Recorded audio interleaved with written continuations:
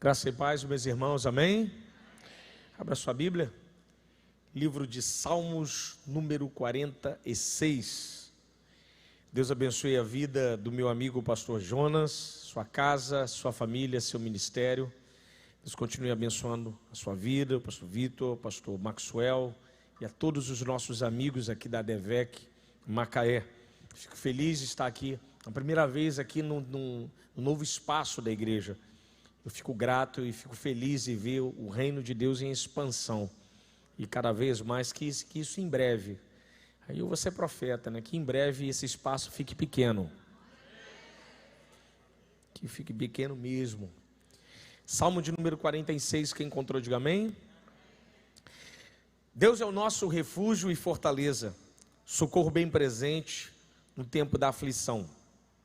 Portanto, não temeremos, ainda que as alterações da terra, mesmo que as montanhas se projetem para o meio dos mares. Suas águas rugem e espumem, e ainda que os montes se abalem pela sua braveza. Há um rio cujas correntes alegram a cidade de Deus, o lugar santo das moradas do Altíssimo. Deus está no meio dela e não será abalada. Deus ajudará ao raiar do dia. Nações estão rugindo, reinos se abalam. Ele levanta sua voz e a terra se derrete. O Senhor dos Exércitos está conosco, o Deus de Jacó é o nosso refúgio. Vinde e vede as obras do Senhor, e Ele trouxe desolações sobre a terra. Ele faz cessar as guerras até os confins da terra, Ele quebra o arco e corta a lança e queima os carros do fogo. Aquietai-vos e sabei que eu sou Deus, serei exaltado entre as nações, sou exaltado sobre toda a terra. O Senhor dos Exércitos está conosco, o Deus de Jacó é o nosso refúgio. Curve a sua cabeça, mantenha a sua Bíblia aberta.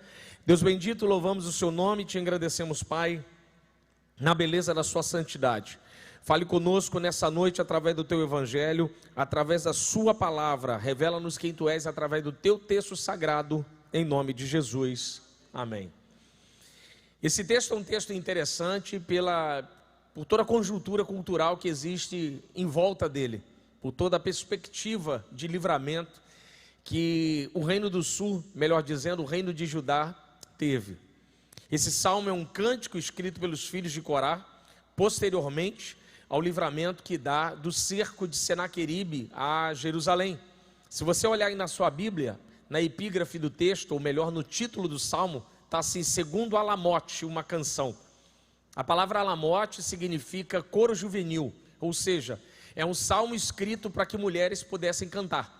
Então é um salmo escrito para que vozes femininas possam cantar o salmo. Mas cantar por quê? Por causa do livramento que Deus tinha dado. No 14º ano do reinado de Ezequias, um grande rei, Senaqueribe, que era um déspota, um estadista maligno, usado pelo mal, um governador da Assíria, ele já tinha feito parte de algumas coisas ruins que a Síria tinha feito. A Síria estava em expansão, já tinha levado as 10 tribos de Israel bem antes. Senaqueribe era bem jovem, tinha uns 20 anos quando participou dessa incursão das 10 tribos do reino do norte de Israel, e já tinha levado elas para longe, lá para a Síria. O reino do norte já havia acabado, tinham inserido ali alguns povos estrangeiros, e o norte então se torna uma espécie de mistura diferente do reino do sul, do reino de Judá. E não satisfeito com aquilo que tinha feito com as 10 tribos, o que um déspota e um homem sem alma quer? Poder. Ele quer muito poder. Então o que ele faz? Ele marcha em direção ao resto de Israel, melhor dizendo, para a região sul. Ele captura algumas cidades, ele faz muitas tomadas. Tem textos arqueológicos que inclusive escrevem lá textos que estão no museu, lá em Londres, exemplo, e diz lá: eu, Senaqueribe, marchei contra as cidades de Judá e incendiei, e a sua fumaça escureceu o céu naquele dia. E Ezequias tinha medo, porque o reino do sul era muito pequeno diante da investida que Senaqueribe tinha com o rei da Síria. Então o que Ezequias vai fazer como um bom rei? Ele vai tentar resolver de todas as formas. Em 2 Reis capítulo 18, verso 14, o texto vai dizer aí na sua Bíblia que ele vai mandar alguns enviados, Ezequias manda alguns enviados para pagar uma forma de compensação financeira, monetária, para que Senaqueribe não venha a Jerusalém. E ele paga bem. São 30 talentos de ouro e 300 talentos de prata. Dá em torno de quase 12 milhões de reais. É muita grana. E ele paga esse dinheiro para que Senaqueribe não venha a Jerusalém. Para que ele fique lá, olha, não vem para cá não, eu estou pagando para você ficar aí. Aí eu te pergunto, ele ficou? Claro que não. Porque ele é um déspota. Ele é um maligno. Ele é alguém movido pela ganância e pela questão do poder. É só isso que ele tem, ele não tem mais nada. Então ele começa a marchar contra Jerusalém. E esse cerco de Jerusalém vai durar durante 6 meses. Vai ser um cerco extremamente complexo. Israel pequeno, o reino do sul, sem armamento, sem exército, comparado ao reino do norte, que eram 10 tribos, ali no sul só são 2, Judá e Benjamim. Eles não tinham absolutamente nada. A Síria é uma máquina de guerra, um inimigo extremamente grande. Seria aquilo que nós falamos hoje à tarde, seria o duelo de Davi e Golias, literalmente. O duelo de um gigante contra alguém extremamente pequeno. Então o povo de Jerusalém está com medo. O povo do reino do sul está com medo. Porque nós vamos enfrentar um inimigo e a gente não tem como resolver esse problema. E esse texto na sua Bíblia aí, deixa ela aberta, você vai ver algumas implicações do ponto de vista da poesia judaica do texto. O texto diz assim: portanto não temeremos, ainda que a terra se mude, as montanhas se projetem para o meio dos mares, e as suas águas rugem e espumem, e ainda que os montes se abalem pela sua braveza. O termo vai falar sobre montanha 2 vezes, verso 2 e 3. Montanha na Bíblia significa estrutura extremamente sólida. Montanhas é o que há de mais alto no planeta Terra. Você tem o Pico Everest, nada que o homem construiu é igual ao Pico Everest, extremamente grande, sólido. Você tem a Cordilheira dos Andes, a Cordilheira do Himalaia, Pico Aconcagua, K2, Pico Everest, como eu já falei, ou lá em Portugal, a Serra da Estrela, né, que é o teto de Portugal. Você tem tantas montanhas que são extremamente grandes, portentosas, e você olha assim, poxa, não tem como se abalar, isso não tem como cair, isso não tem como se mover. Mas olha o texto, verso 2, não temeremos ainda que a terra se mude. A ideia de terra se mudar aí é terremoto. Provavelmente o autor ele teve uma experiência de terremoto na região do Oriente, então ele escreve a sua experiência de terremoto diante do inimigo que está vindo. Ele está dizendo assim, eu estou trêmulo. O inimigo está vindo e eu estou trêmulo. As minhas bases estruturais estão trêmulas. Eu estou tremendo, eu estou claudicante, eu estou perdendo o meu equilíbrio. Ou seja, aquilo que eu confiava, aquilo que eu depositava toda a minha fé e minha esperança, está sendo abalado. Eu estou perdendo o ambiente de solidez, de segurança. Dá uma olhada na sua Bíblia e ela diz assim, ó, suas águas rugem e espumem, e ainda que os montes se abalem pela sua braveza. A ideia de água aí na Bíblia, a ideia de água, tanto no verso de número 2, quanto no verso de número 3, ele está falando sobre mar. Mar na Bíblia é morte. Toda vez que você vê mar escrito na Bíblia é morte.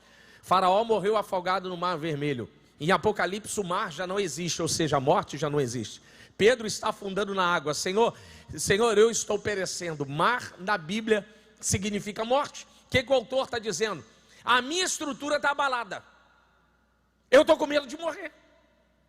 Esse homem vai invadir Jerusalém, vai tomar Jerusalém e nós vamos morrer. Nós não temos saída. Infelizmente tem pessoas assim, vivendo as suas vidas às vezes por causa de alguma coisa que surge no cenário. Uma mudança política, uma mudança cambial, uma mudança de cidade, uma mudança de qualquer coisa. A pessoa fala, eu estou com medo. Como é que vai ser, pastor Jonas? Como é que vai ser, pastor Anderson? Como é que vai ser, pastor Vitor? E agora? Como é que vai ser daqui a 4 anos? Como é que vai ser daqui? Como é que vai ser isso? Como é que vai ser aquilo? Ou seja, as pessoas estão com medo. As suas estruturas estão abaladas. As suas estruturas estão extremamente trêmulas.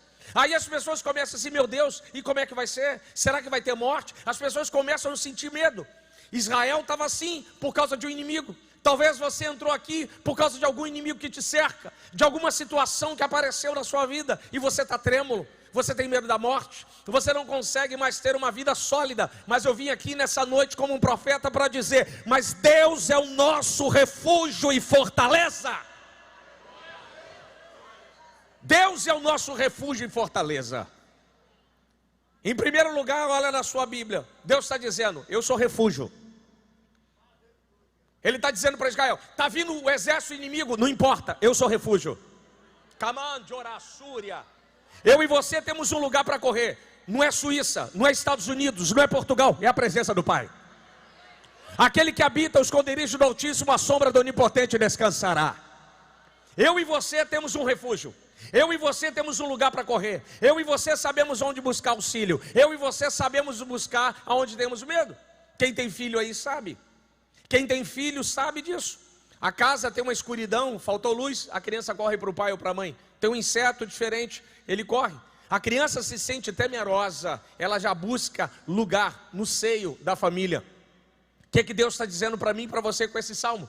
Se você sentir medo, se a sua estrutura for abalada, se a sua finança for abalada, se a sua saúde for abalada, se a sua fé for abalada, se a morte chegar perto, não tem importância, corra para mim que eu vou estar de braços abertos para te receber. Eu sou seu refúgio. Eu sou seu refúgio. Quando ele diz para mim e para você na sua Bíblia, Deus é o nosso refúgio, a beleza do texto que ele chama de nosso. Ele está dizendo, Deus não é seu nem meu, Deus é nosso. Por isso que o Pai não é meu nem seu, o Pai é nosso e o pão é nosso também. Aqui não tem nada de ninguém, aqui é tudo nosso para a glória de Deus. Aqui é tudo nosso.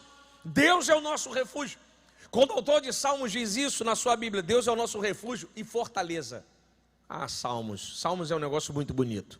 Ele diz, Deus é o nosso refúgio e fortaleza. O que ele está dizendo? Ele está fazendo um paralelo. As montanhas se abalam, os reinos se abalam, o dólar se abala, a saúde fica abalada, as nações ficam abaladas, mas Deus é inabalável, Deus é fortaleza, aleluia. Deus é sólido, oh, aleluia. Deus é firme, Deus é suficiente, Deus é inabalável. Por isso que o profeta Isaías, no texto de Isaías, é porque eu ia usar um termo poético.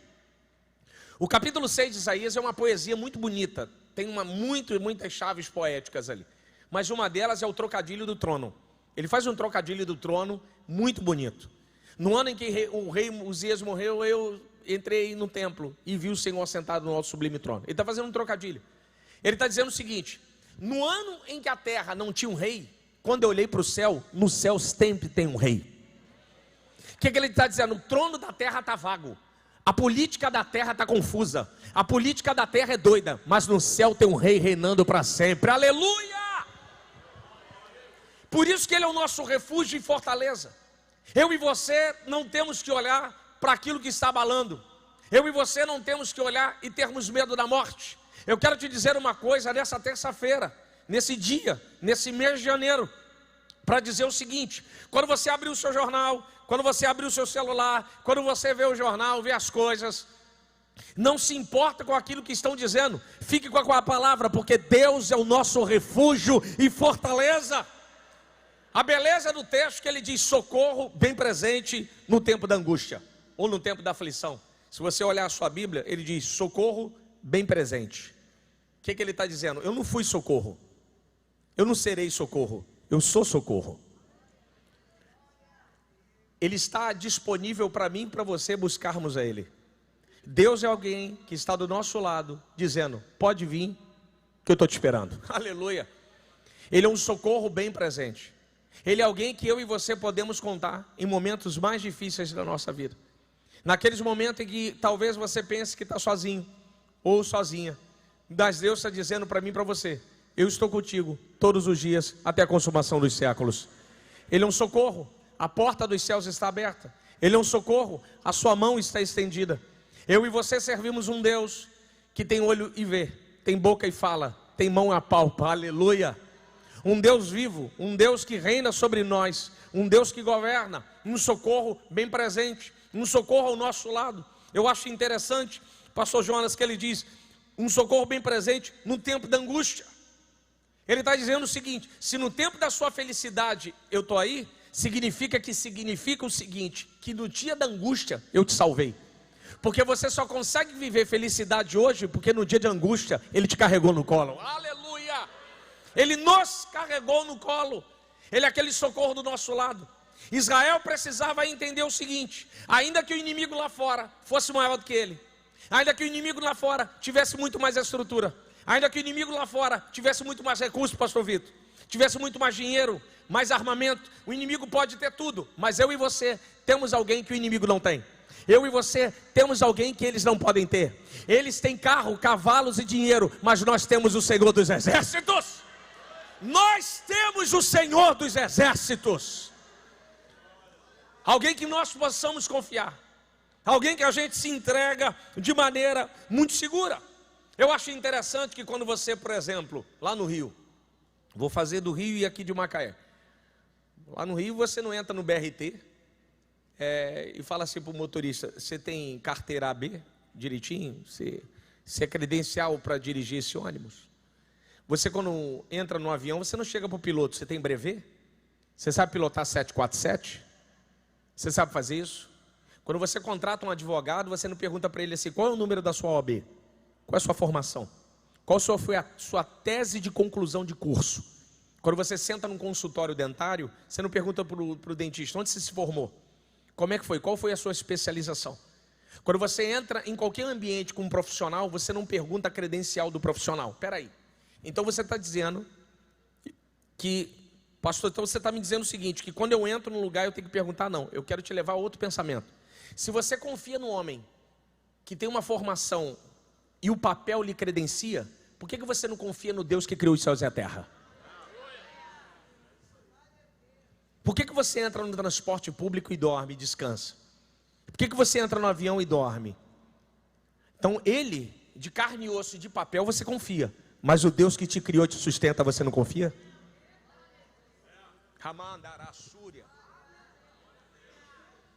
Eu e você temos que confiar nele. Eu e você temos que nos refugiar nele.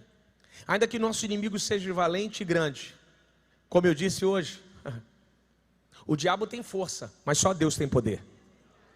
Por isso que o diabo mata, rouba e destrói. Mas Jesus disse: é-me dado todo o poder dos céus e da terra.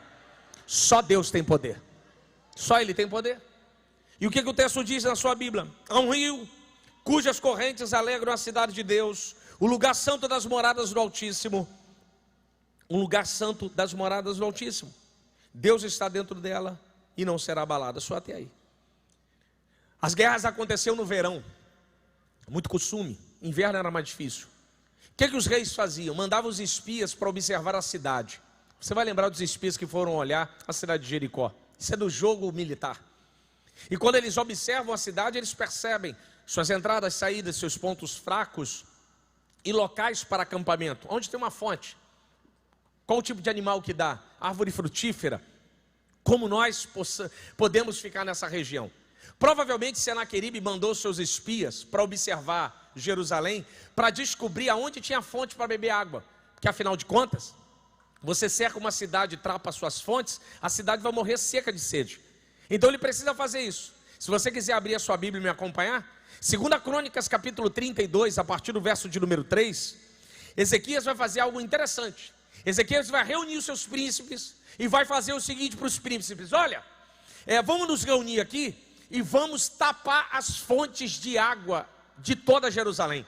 Eles vão lá para o lado de fora, pastor Jonas, e tapam as fontes de água. 2 Crônicas 32, verso 3. Reúne os príncipes e começam a cobrir todas as fontes de água. Para quê? Para que quando Senaqueribe viesse, ele falou: você vai vir até batalhar com a gente, mas não vai ter um lugarzinho para beber água. Então ele tapa as fontes de água. Mas em Jerusalém, quando você pega a geografia de Jerusalém, quem já foi a Israel aí sabe, o pastor Jonas foi, mas na próxima caravana você vai. Quem deu amém, deu. Quem não deu, vai ver por foto no Instagram. Então, obrigado. Então, o que vai acontecer? O que acontece? Em Jerusalém, dentro de Jerusalém, na cidade, não tem rio. Não tem rio. Aí você leu no texto aí, ó. Há um rio cujas correntes alegram a cidade de Deus. Aí você fala assim: ué, não tem rio, então que rio é esse? Aí que tá. Para Jerusalém não morrer de sede, Ezequias vai escavar um rio por dentro da rocha. Não sei se o pastor Jonas, se vocês passaram lá. Eles escavam um rio por dentro da rocha, da fonte de Guion. Verso de número 4 de 2 Crônicas 32. Eles cavam um rio, da fonte de Guion, passa por dentro de Jerusalém, desemboca. Eles fazem um tanque muito conhecido, tanque de Siloé, aonde o cego de nascença vai lavar o olho. Então dentro de Jerusalém tem água, pastor Anderson. Agora do lado de fora não tem. O que significa rio na Bíblia? Se mar significa morte, rio significa graça. Existem mais de 150 referências da palavra rio na Bíblia. Jesus disse: se você crê em mim, como diz as Escrituras, do seu interior fluirão rios de água viva. O que o salmista está dizendo? O seguinte: olha, Senaqueribe, você vai vir até batalhar contra a gente, mas vai morrer de sede. Você tem carro, cavalo, carruagem, força, você tem dinheiro, você tem recursos, só não tem água. Eu aqui não tenho nada, mas eu tenho algo que você não tem. O que nós temos que os nossos inimigos lá fora não têm? Nós temos a graça. Nós temos algo que nos sacia que eles não conseguem saciar. Lá fora eles trocam de celular, troca de carro, troca de marido, troca de esposa, troca de cidade, troca de tudo. Eles trocam de tudo. Tudo eles vivem trocando, troca de empresa, troca de país, vai trocando de todas as coisas. Por quê? Porque eles querem acabar com o amargo da garganta deles, que não conseguem acabar. É o que Kierkegaard vai dizer: um homem tem um amargo que é difícil apagar, mas eu sei como acaba esse amargo. Esse amargo se chama graça. Quando a graça entra, o amargo vai embora. Eu e você já estamos em outro patamar. Para a gente não importa a marca, não importa a distância, não importa nada, porque eu e você temos algo que eles não têm. Nós temos a graça de Deus sobre a nossa vida. A graça que sacia, a graça que preenche, a graça que dignifica, a graça que faz dar o norte. Por isso que Davi, sendo rei, vendo toda a riqueza da vida, ele disse: não tenho outro bem além de ti. Ele é rico demais. Ele olha: não, Davi, você tem ouro, tem prata, tem bronze, tem exército. O único bem que eu tenho é ele, ó. Isso é graça. O homem, quando compreende que a graça preenche, para ele não importa a marca. Deus está falando. Ele sai da disputa, tá? De disputar a marca. Qual é o seu carro? Qual é o seu telefone? Qual é a sua roupa? Agora está na disputa, seu cartão é black? Qual é a cor do teu cartão? Não, o povo lá fora é um nível que só Jesus, cara. Então as pessoas estão assim: eu e você não. Para a gente não importa. O nosso lance é outra coisa. É o que nos preenche. É o que faz parte da nossa vida, aleluia. É uma graça de Deus. E a graça de Deus é algo extremamente bonito. A água na Bíblia é um negócio muito bonito. Por exemplo, Moisés, quando tira o povo do Egito, por Deus levando Moisés, Deus dá as tábuas para Moisés, para ele ensinar o povo. A palavra ensinar, aquilo que a gente estava falando ali dentro. A palavra ensinar no hebraico é iará. Iará significa jogar água com força. Olha que coisa interessante.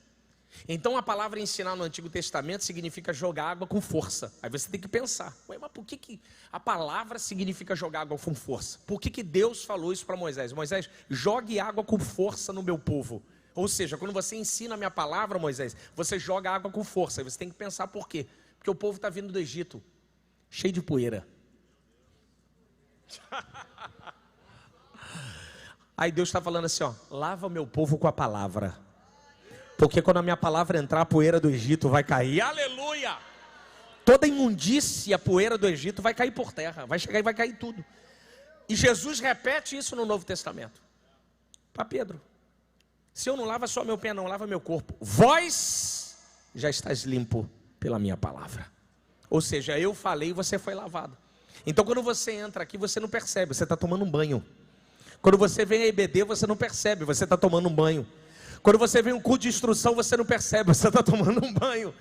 Quando você vem aqui no culto da palavra ou no culto de sexta, você está tomando um banho. Significa o quê? Que toda a poeira do Egito sobre nós está caindo por terra, porque a palavra está nos lavando. Então em nome de Jesus, seja lavado hoje pela palavra do Evangelho da graça na sua vida. Que a palavra venha nos limpar e venha nos lavar, aleluia. Que a gente de fato venha fazer isso. Por isso que o texto é interessante, pastor Jonas.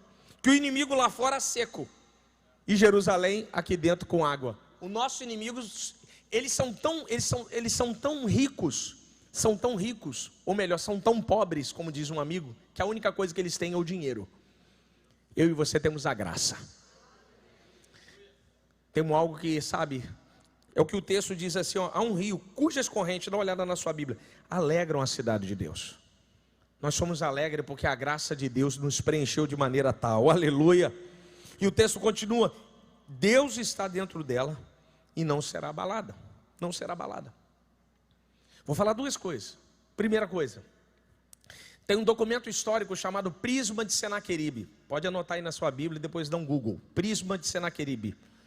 É um toco de argila hexagonal, escrito em várias faces, nas 6 faces do prisma. Tem em Chicago, tem em Londres e tem em Israel. Você vai escolher o lugar e você vai. Tem um desses 3 lugares, tem um prisma de Taylor, que é o nome, né? Hexagonal. Aí está lá o escrito. Esse documento é arqueológico. Para mim, Deus preservou esse documento para a gente ver, para que eu e você possamos ver a arrogância de Senaqueribe. Senaqueribe escreveu lá no prisma: eu, Senaqueribe, cerquei Ezequias dentro de Jerusalém e o prendi como um pássaro em uma gaiola. Está lá no documento arqueológico. Ele trancou, ele está dizendo assim, ó, eu tranquei Ezequias. Ele está trancado. Havia um exército lá fora e o povo com medo, e Ezequias dizendo assim, Senaqueribe, ó, eu tranquei Ezequias como um pássaro.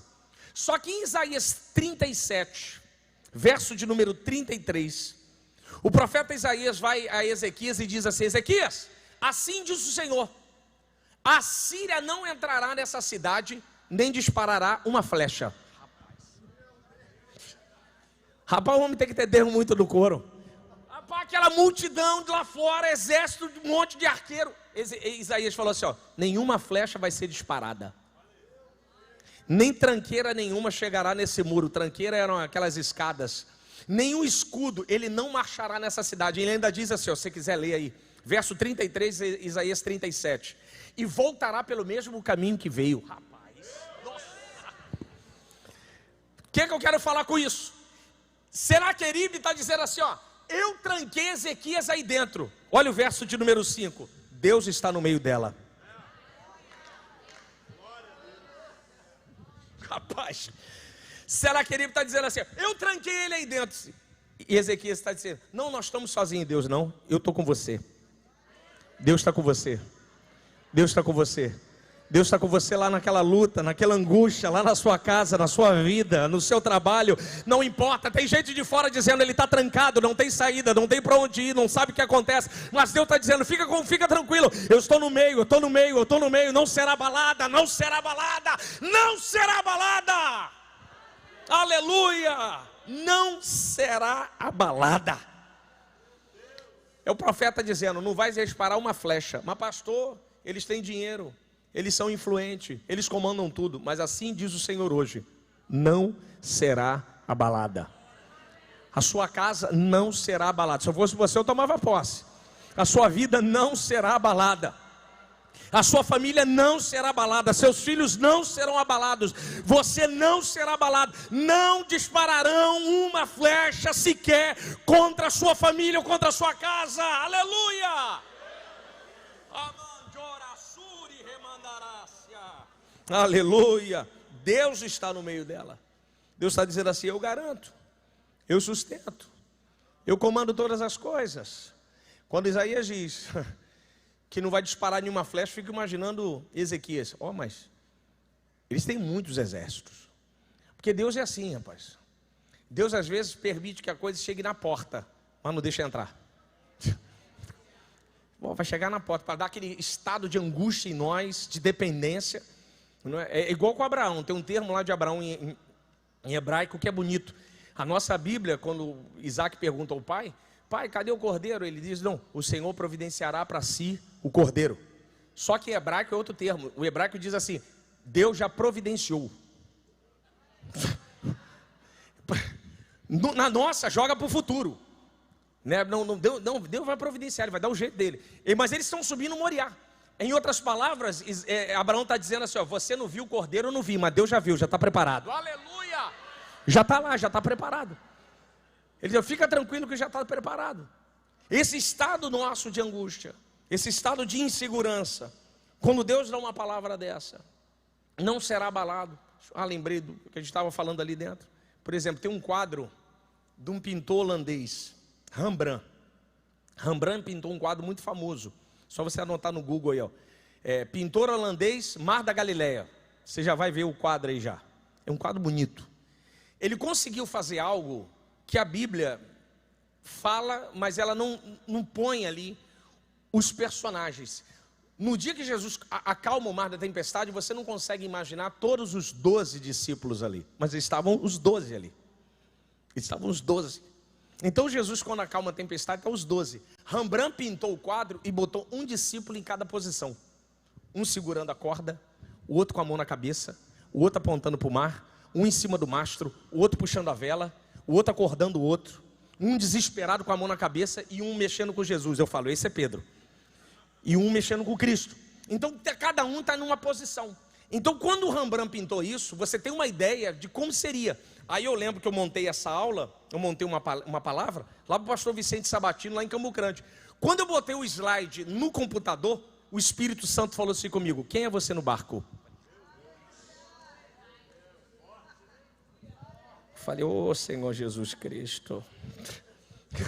Falei, quem é você no barco? Falei, Jeová, quem sou eu no barco? Porque às vezes é assim. Senaqueribe nos cerca e Deus pergunta, quem é você em Jerusalém? Isaías era aquele que dizia, nenhuma flecha será disparada. Ezequias era aquele, vou tentar comprar o inimigo para resolver. E Deus está dizendo, confia em mim porque eu sou refúgio. O Espírito Santo está mandando te dizer uma coisa. Confie nele, porque não será abalado. Aleluia, não será abalado. Se eu fosse você, eu dava glória a Deus. Não será abalado, não vai ser abalado. E ele diz, nações estão rugindo. Reinos se abalam, ele levanta a sua voz e a terra se derrete. Em outras palavras, Senhor, as nações estão aí falando. Reinos se abalam, olha o verso 6 aí, no finalzinho. Ele levanta a sua voz e a terra se derrete. Em outras palavras, Deus está dizendo assim, ó, deixa eles falarem, eu não falei ainda. A última palavra é minha. Quando eu falar, até a terra vai se derreter. Aleluia. Não, mas a nação ruge, o reino se abala aí, Senhor, mas eu falo e eles se derretem, eles viram pó. Aleluia. Jesus está dizendo hoje para você aqui, fica tranquilo, o juiz pode falar, o médico pode falar, o síndico pode falar, quem quiser falar, mas a última palavra na sua vida, na sua casa, na sua família é de Deus. Ele é a última palavra, não é a palavra de ninguém, não, é de Deus que é a última palavra. Mas pastor, o prazo está curto, o rapaz disse que não tem mais jeito. Jesus, não, mas eu não falei ainda. Quando eu falar, a coisa vai mudar. Quando eu falar, as coisas vão mudarem, aleluia. E vai chegar o momento dele falar, só que ele sabe a hora certa de falar, pastor Anderson. Aí o texto diz, verso 7, o Senhor dos exércitos está conosco. O Deus de Jacó é o nosso refúgio e fortaleza. Ou em outras versões, o Deus de Jacó é a nossa fortaleza. Vou usar um termo da Bíblia, a mensagem, a paráfrase da Bíblia, a mensagem do Eugene Peterson. O Senhor dos exércitos está conosco. O Deus que lutou com Jacó luta por você. É mais ou menos isso. O Deus que lutou com Jacó luta com você. Olha o texto aí na sua Bíblia, verso 7. O verso 1, Deus é refúgio. O verso 7, ele é exército. Mudou. No primeiro é o Deus presente. No segundo é o Deus que age. Primeiro ele vai cuidar da sua ferida, para depois cuidar dos seus inimigos. Primeiro ele trata da sua casa, para depois tratar daqueles que feriram a sua casa. Primeiro ele trata dos seus, para depois tratar daqueles que fizeram mal a você. Talvez você esteja no processo de ser tratado, mas assim diz o Senhor, em breve o Senhor dos exércitos vai se levantar. E ai daquele que se levantou contra você, vai se ver com ele. Primeiro ele cuida de nós, para depois cuidar dos nossos adversários.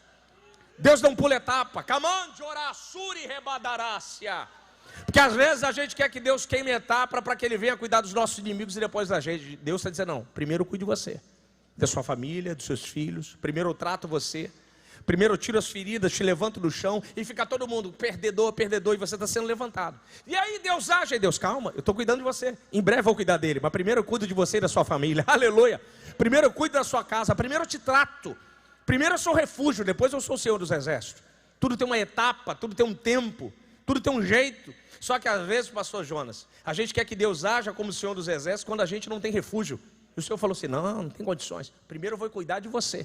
Talvez você esteja vivendo esse momento de ser cuidado. E você esteja na oração errada, faça justiça, faça justiça, faça justiça. E Deus está dizendo, calma, eu vou fazer. Mas primeiro eu cuido de você. Primeiro eu tiro as feridas, as marcas, as mazelas. Primeiro eu trato a sua alma. Primeiro eu tiro aqueles espinhos que estão te machucando, pensamentos estranhos da sua mente. Primeiro eu vou cuidando de todo o seu ser. Depois eu cuido daqueles que fizeram isso contra você. Aleluia. Por isso que o texto diz: o Senhor dos Exércitos está conosco. O Deus de Jacó é o nosso refúgio. Dá uma olhada na sua Bíblia, eu quero que você abra aí. Abra a sua Bíblia aí comigo, hein? Isaías 37, verso 36. Dá uma olhada no seu texto aí. Isaías 37, 36. Deixa aberto aí. Deixa aberto em Isaías 37 e Salmo 46. Eu acho esse texto interessante, muito interessante. A Bíblia diz, pastor Jonas, que Ele é o Senhor dos Exércitos.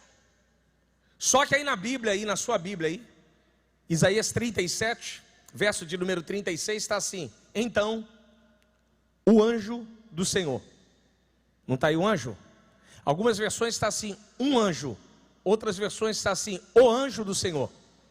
Então, Ele é Senhor dos exércitos. Ele tem um monte de exércitos, tropas inimigas. Obrigado. Em seguida, o anjo. Ele tem tropas inimigas, ele tem vários. Ele tem tropas, tropa que combate os inimigos, melhor dizendo. Ele tem batalhões, ele é o Senhor dos exércitos. Mas ele vira nos céus e fala assim: Senhor, quantos pelotões o Senhor vai mandar para resolver Senaqueribe? Um soldado. Um soldado. Não, mas o Senhor não vai mandar esse multidão de arcanjos? Não preciso, um soldado. Oh, Jesus. Só preciso de um soldado. Então estou te falando dessa noite profética, que nessa terça profética Ele vai mandar um soldado só. E vai desbaratar o inimigo, eu creio. Um soldado só um. Só manda um. Só umzinho. Vai mandar um único soldado. O texto diz, se você olhar o verso 5, ele vai dizer assim: Deus ajudará ao raiar do dia. Eu não li de propósito. Deus ajudará ao raiar do dia. Verso de número 7, como nós acabamos de ler, verso 36, 37, 36, diz que assim: ao raiar da manhã seguinte. Se você olhar o verso 5, ele está dizendo, ó, Deus ajudará ao raiar do dia. O que ele está dizendo? Quando Judá dormiu de noite, os inimigos do lado de fora, aquela monte de tocha, flecha, os homens tudo assim, nervoso para atacar flecha, ó, escudo, aquelas tranqueiras todas de Senaqueribe, e Deus está dizendo assim, ó, descansa, descansa, oh Jesus, descansa Jerusalém. Deus está dizendo hoje para você: descansa, meu filho, descansa, descansa. Deita seu coração em paz. Bota sua cabeça no travesseiro. Deus está falando aqui. Você não tem controle, eu tenho controle. Você não controla nada, quem controla sou eu. Eu controlo a sua vida, sua casa, sua família. Descansa o teu coração, descansa a sua alma. Coloca sua mente na cama, coloca seu coração no travesseiro. Descansa. Glorifica o meu nome, bendiga o nome do Pai, do Filho e do Espírito Santo. Aleluia, descansa. Ele agiu quando Israel estava dormindo. Ele agiu quando Israel dormia. Jerusalém não viu nada do que aconteceu, mas Deus mandou um anjo. Eu acho interessante no texto, pode continuar ali, pode deixar ali o Isaías 37, 185 mil. 185 mil guerreiros no próprio acampamento assírio. Pode deixar esse texto aí. Tem um autor extrabíblico, Heródoto. Heródoto é um grande autor grego, historiógrafo, muito bom. Heródoto diz que foi uma praga de rato. Rapaz, é muito rato, hein? Ele falou que foi uma praga de ratos que desbaratou os assírios. Tem um outro autor extrabíblico que diz que foi um vento que trouxe uma mortandade. Eu fico com a Bíblia, foi um anjo. Foi um anjo. Eles estão tentando explicar em palavra humana aquilo que eles não entendem, mas a gente sabe o que foi. Foi um anjo, é um milagre. Porque quem está de fora não entende o que Deus está fazendo. Você só vai dizer, não tente explicar, mas eu sei quem foi. Foi o anjo do Senhor que desceu e moveu toda a terra e resolveu todo o problema. O nome disso é milagre. As pessoas estão andando a enfeitar o pavão, enfeitar alguma coisa, para tentar explicar com palavra humana. Foi um anjo. Eu acho interessante que o anjo do Senhor desce e todo arraial assírio, todo arraial, assim que o povo se levantou. Olha comigo ali, ó. Olha esse texto. Olha na sua Bíblia aí, ó. Verso de número 8. Dá uma olhada na sua Bíblia. Verso 8 de Salmo 46. Ó. Vinde e vede as obras do Senhor. E ele trouxe desolação sobre a terra. Eles dormiram, aí vai ter a troca de turno. Troca de turno. Como é de noite, quem estava na vigilância não tem binóculo infravermelho. Então ele não viu o anjo passando, não viu ninguém caindo. Ele achou que estava normal. Quando o vigia provavelmente foi substituir na escala, que já foi militar, sabe, foi render serviço, subiu lá na torre para olhar, aí olhou assim, ó, olha o verso 8, ó. Vinde e vede as obras do Senhor. Aleluia. Por isso que o texto diz que assim que o povo se levantou no raiar da manhã seguinte, só havia cadáveres espalhados pelo local. Quando você dormir e levantar, só vai chegar a notícia: Deus te deu vitória. Você não vai saber nem como, mas o cativeiro vai ser mudado. Quem sabe é hoje. Hoje do dormir para hoje de amanhã. Ah, se eu fosse você, eu dava um glória melhor. Aleluia. Quem sabe quando você deitar a cabeça hoje e levantar amanhã, vai chegar notícia no jornal, vai chegar um e-mail aí na sua caixa de e-mail, o telefonema, a mensagem dizendo: lembra daquele problema? Foi resolvido, mas como eu não sei, da madrugada para hoje, a caneta foi dada, a coisa resolveu e a vitória é nossa pelo sangue de Jesus. Aleluia, aleluia, aleluia. Oh, aleluia, aleluia. É o Deus que age. É o Deus que age. Engraçado que ele age quando a gente descansa. Quando a gente está ansioso, ele não age. A ansiedade trava o agir de Deus. O descanso, ele faz. Eu fico imaginando os discípulos, pastor Jonas. Jesus acalma a tempestade. Quando Jesus vem, o texto diz assim, que as ondas eram açoitadas, né? Toda vez que eu leio aquele texto eu fico nervoso, só por causa de uma palavra que tem no texto ali. E Jesus caminhava sobre as águas. Os camaradas quase morrendo afogado. Pedro desesperado, o vento soprando, Jesus, ó. E os discípulos, quem é aquele lá? Jesus, ó, aqui, ó. Não corre, não voa, ó, caminha, ó. Aí eu olhando, mas Senhor, por quê? Aí o Senhor falou comigo: porque o céu nunca fica em emergência, você fica, o céu não. Eu falei: rapaz, é verdade. Ele, a sua emergência não faz o céu ficar em emergência, o céu só age no tempo do céu. Então espera, porque o céu vai agir, no tempo certo ele vai agir ao seu favor. Fique calmo, descansa, entrega o seu coração, descansa. E o que acontece no texto? Cadê o tangedor? Vem cá, tangedor. Olha na sua Bíblia, verso de número 9. Ele faz cessar as guerras até os confins da terra. Quebra o arco e corta a lança e queima os carros no fogo. Aquietai-vos e sabei que eu sou Deus. Serei exaltado entre as nações, sou exaltado sobre a terra. Isaías 37, 38 diz que Senaqueribe volta para sua casa e, adorando o seu Deus no templo, é assassinado pelos seus próprios filhos. Ele voltou pelo mesmo caminho e foi morto na casa dele. Foi assassinado. A sua própria gente matou. Eu acho interessante o verso de número 10. É o único texto, é o único verso em que Deus fala. Do capítulo 42 até o 46, Deus só fala no verso 10. Deus está dizendo: eu não preciso dizer muita coisa, só preciso dizer a coisa certa. Aquietai-vos e sabei que eu sou Deus. Aquietai-vos, fique calmo, descanse seu coração, coloque seu coração. O Senhor dos Exércitos está conosco e o Deus de Jacó é o nosso refúgio. Se você olhar aí na sua Bíblia, o verso 1, o verso 7 e o verso 11 se repete. O Senhor dos Exércitos está conosco no 1, no 7 e no 11. Mateus faz a mesma coisa. Mateus ele faz a mesma estrutura de texto. Mateus 1, 23. E ele será chamado de Emanuel, Deus conosco. Aí no meio de Mateus ele faz a mesma coisa. Mateus 18, 20. Onde tiverem 2 ou 3 reunidos em meu nome, ali eu estarei no meio deles. Ou seja, ele é conosco. Aí o último verso de Mateus, Mateus 28, 20. Eis que estou convosco todos os dias até a consumação dos séculos. Por que Mateus está repetindo a mesma estrutura do Salmo 46, do primeiro, do verso 7 e do verso 11? Mateus é 1, 23, 18, 20 e 28, 20. Qual é a ideia disso? O nome disso é Midrash, é a estrutura judaica. Qual é o significado disso? O significado é maravilhoso. Deus é contigo em janeiro, Deus é contigo em julho, Deus é contigo em dezembro. Deus é contigo no início da vida, Deus é contigo no meio da vida, Deus é contigo no final da vida. Não importa o momento, não importa a circunstância, Ele é conosco. Fica de pé em nome de Jesus, adora ao Senhor, aleluia. Aleluia, aleluia. Raman Jorá Súria. Remandara Súrica Mandalácia. Antes de eu devolver o microfone ao pastor Jonas, isso tudo se dá somente por uma única decisão que o povo de Israel tinha, de confiar no Deus e saber que o Deus que podia dar segurança era o Deus vivo de Israel.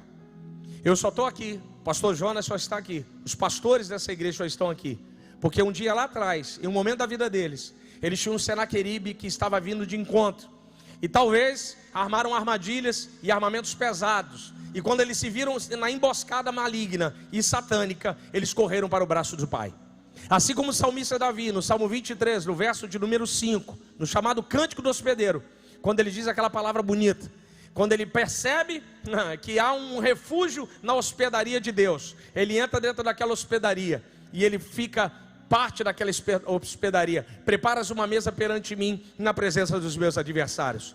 Eu acho bonito esse texto, porque Davi entra na hospedaria e está sozinho. Davi entra na hospedaria e não tem ninguém. Lá fora os seus inimigos, e ele entra sozinho, sendo caçado pelos seus inimigos. Mas quando ele vai embora, Jesus Cristo, quando ele vai embora, os seus inimigos estão lá fora, mas Davi já não está mais sozinho, porque Deus diz para ele: certamente que a bondade e a misericórdia te seguirão todos os dias.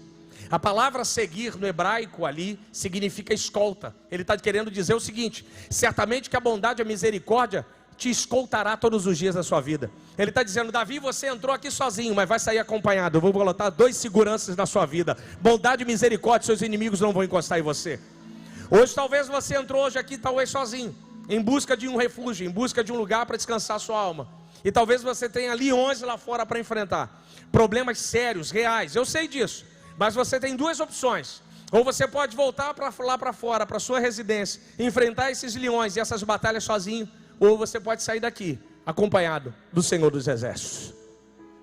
Mas aí só você pode tomar essa decisão, eu não posso. Então eu quero fazer 2 convites, para você que está afastado dos caminhos do Senhor, ou para você que não tem Jesus. Para você que entrou hoje aqui, a convite de alguém, viu o fly, viu a propaganda, alguém te chamou: poxa, vamos lá na igreja, vamos lá na Devec, abriu uma nova igreja, ela saiu dali da pista e foi ali para um lugar melhor, está mais espaçosa, vamos lá visitar. Talvez você trabalhe em uma dessas empresas aqui à volta, talvez você está hospedado em algum hotel, talvez você é algum profissional: eu vou lá para passar o tempo. Eu quero te dizer uma coisa, Albert Einstein tem uma frase que eu gosto: Deus não joga dados, Deus faz tudo de maneira correta. Você não está aqui por uma escolha aleatória, você está aqui porque o Espírito Santo te trouxe. Ele marcou um encontro com você, ele escreveu na agenda esse dia e disse: eu vou te encontrar naquele dia. Não existe coincidência no céu, existe propósito. E o propósito de Deus para a sua vida é hoje. E hoje Ele te convida: sai do seu lugar, entrega a sua vida a Cristo, dê um passo para Jesus e saia daqui acompanhado do general dos generais, do Senhor dos Exércitos, daquele que não perde nenhuma batalha. Porque aquele que faz parte desse exército, como eu e pastores aqui dessa igreja, como alguns irmãos que estão nessa igreja, nós entendemos: nós não seremos vitoriosos, nós já somos mais que vencedores. Porque a gente não está lutando para vencer, a gente já venceu junto com Jesus Cristo na cruz do Calvário. Aleluia! E aonde está você que deseja fazer parte? Sai do seu lugar e vem aqui à frente, fala dizendo assim: eu preciso desse exército na minha vida, eu preciso desse Deus, do Senhor dos Exércitos, para me conduzir a uma vida melhor, a uma vida que me auxilie a batalhar essas guerras. São muitas guerras, eu sei disso, mas você pode ir embora sozinho, ou você pode ir acompanhado desse refúgio e fortaleza chamado Jesus Cristo Nazaré. E a igreja em oração. Onde está você que deseja dar espaço de fé? Onde está você que deseja entrar nesse refúgio chamado Cristo? Peça licença onde você está e vem aqui à frente. Pastor, eu não consigo ir sozinho. Não tem importância. Peça alguém aí do seu lado, peça um obreiro, fala assim: me leve lá na frente, eu quero entrar nesse refúgio chamado Jesus Cristo. Eu sei que algumas pessoas têm dificuldade mesmo de vir, é difícil, é uma batalha, é uma luta, mas essa aqui é a posição mais importante da sua vida, a sua decisão mais importante é essa hoje. Faça desse dia o melhor dia da sua vida. Onde está você que deseja entregar sua vida a Jesus? Onde está você que deseja aceitar Jesus como seu Salvador e o convidar para fazer parte da sua vida? Onde está você que deseja retornar aos caminhos do Senhor? Não vai embora da mesma maneira, não vai embora da mesma maneira. Hoje é o dia de você entrar nesse refúgio e fortaleza chamado Jesus Cristo. Venha aqui. Eu não posso te trazer, mas só você pode vir. Aonde está você que deseja fazer parte desse caminho? Onde está você que deseja entrar nesse refúgio de fortaleza? Há alguém entre nós nessa noite que deseja dar esse passo de fé. Há alguém entre nós nessa noite que deseja retornar aos caminhos do Senhor. Dá mais alguns segundos para você sair. Peça licença e venha aqui à frente. Ah, pastor, peça alguém para te ajudar. O coxo da Porta Formosa, Pedro ajudou ele a ficar de pé. O coxo do tanque de Betesda ficou de pé sozinho. Nem todo mundo consegue ficar de pé sozinho. Tem gente que precisa de ajuda. Talvez seja você hoje. Peça alguém ao seu lado, me leve lá na frente. Eu quero fazer parte desse exército. Aonde está você que deseja entregar sua vida a Cristo? Ou você que deseja fazer parte desse exército? Alguém entre nós nessa noite que deseja dar esse passo de fé em Cristo, ou deseja retornar aos caminhos do Senhor? Se não há, que Deus abençoe. Você pode aplaudir o nome do Senhor Jesus Cristo.